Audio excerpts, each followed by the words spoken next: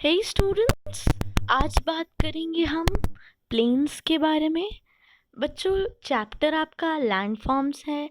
Land forms में मैंने आपको बताया कि हमारे जो पूरी अर्थ का ग्राउंड है, लैंड है, वो यूनिफॉर्म नहीं होता। कहीं ऊंचा होता है, कहीं नीचा होता है। तो ऊंचे में हमने क्या क्या डिस्कस किया? माउंटेन्स थे। फिर हमने टेबल लैंड डिस्कस किया, आपके प्लेटोज।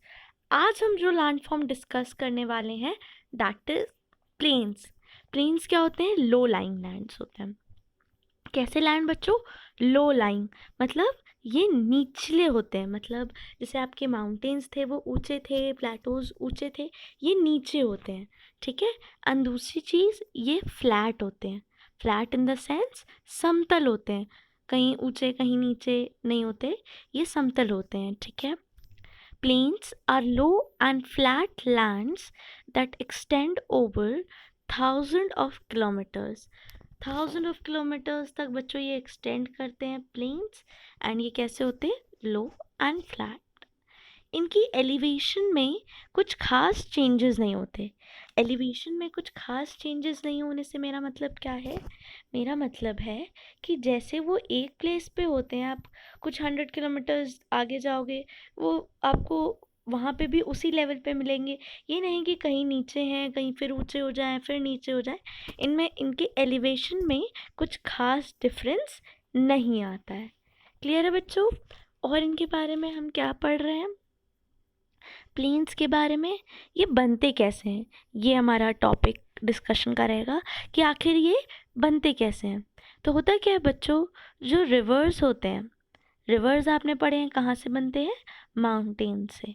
मैंने आपको पूरा प्रोसेस समझाया था कि माउंटेन्स की जो आइस होती है वो मेल्ट होके आइस का एक रिवर बनाती है। उस रिवर को हम कहते हैं ग्लेशियर। ठीक है। फिर ग्लेशियर फर्दर मेल्ट होके रिवर बनाता है। ठीक है बच्चों। तो जब रिवर ऊपर से नीचे फ्लो करता है, माउंटेन्स से फ्लो करता है, तो वो अपने साथ पानी के अलावा कुछ सैंड, कुछ सिल्ट, मतलब कुछ मिट्टी भी साथ में ले आता है।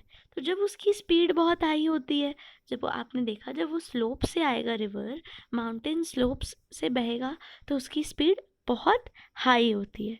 बट जब वो निचली धरती पर आता है, प्लेन्स के पास, तो उसकी स्पीड क्या हो जाती है? कम हो जाती है। जब स्पीड कम हो जाएगी बच्चों, तो वो जो भी अपने साथ मिट्टी, सैंड, सिल्ट सब इकट्ठा करके ला रहा था, वो इकट्ठा होना स्टार्ट हो जाती है। एंड जैसे ही वो इकट्ठा होना स्टार्ट होती है, वही हमारे प्लेन्स बनाती है। बच्चों समझ में आ रही है बात? एक बार फिर से देखिए, आपकी बुक से मैं रीडिंग करती हूँ, पेज नंबर 25।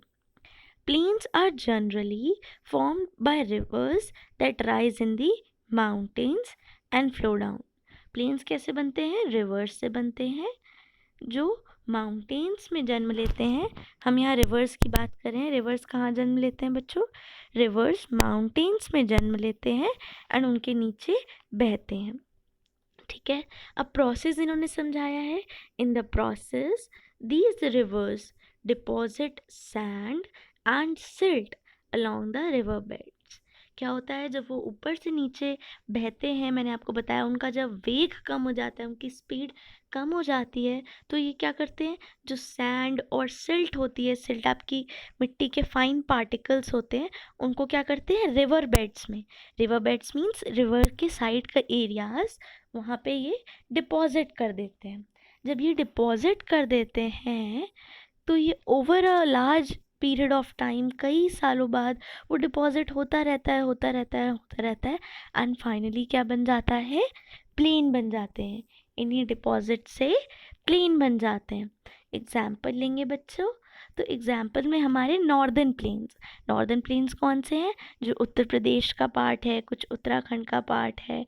ठीक है। ये सब ये नॉर्दर्न प्लेन्स हैं। नॉर्दर्न प्लेन्स कैसे बने हैं? रिवर गंगा से बने हैं। तो रिवर गंगा फ्लो हुई होगी, उसने डिपॉजिट किया होगा सैंड, सिल्ट एंड क्या बन गया होगा?